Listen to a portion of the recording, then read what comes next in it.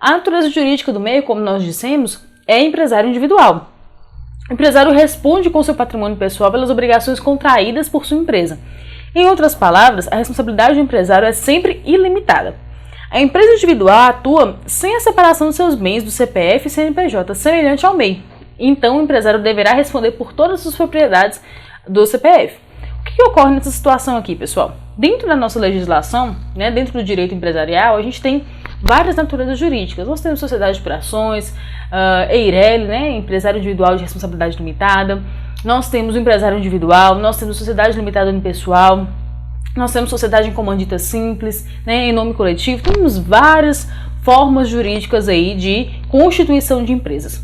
No entanto, algumas, por sua natureza, elas orientam como que será a separação contábil, a separação fiscal dos bens da empresa para os bens do empresário, Então a gente tem a sociedade limitada normal e a sociedade limitada unipessoal e a EIRELI, que são as três principais que trazem esse sentido no próprio nome. O que acontece? Que a responsabilidade do empresário é limitada ao quanto que ele investiu, as cotas dele. Então, se ele investiu uma parte na empresa, o patrimônio dele pessoal, numa possível ação trabalhista, por exemplo, numa possível ação fiscal, ele não é comprometido. É comprometido o patrimônio da empresa. Então, supondo que nós temos uma empresa ali, uma sociedade limitada, tem 3 sócios nessa empresa. E aí há ali uma ação trabalhista, onde a empresa é a parte passiva, ou seja, é a ré dessa ação trabalhista. O que ocorre? No momento da execução dessa ação trabalhista, quem vai incorrer com os gastos, se a empresa for a parte perdedora, quem vai incorrer com os gastos trabalhistas será a empresa, não serão os sócios. Somente se em outros casos, em casos de falência, em outros casos de inviabilidade financeira, que atinge ali esses sócios. No entanto, em primeiro momento, quem sofre as sanções ali, é o patrimônio da empresa.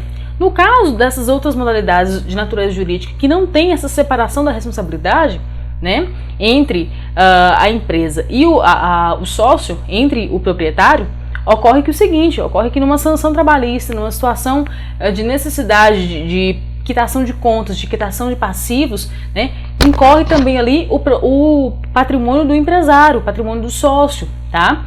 Então essa que é a separação, essa que é a diferença aqui entre empresário individual e sociedade limitada, por exemplo. Então no empresário individual não há ali essa limitação do patrimônio. No entanto, isso não deve dar base, isso não deve dar razão para que o empresário misture o seu patrimônio com o patrimônio da empresa. Tá? A condição de responsabilidade ilimitada é em uma situação de um possível passivo, de uma possível dívida, mas não necessariamente deve ser regra, que as contas que você, enquanto pessoa física, faz, quem deve pagar é a empresa. Isso não está correto.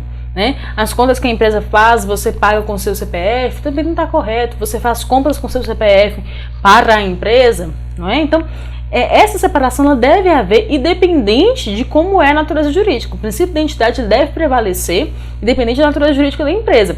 A natureza jurídica vai orientar em momentos de necessidade de quitação de passivos, tá bom?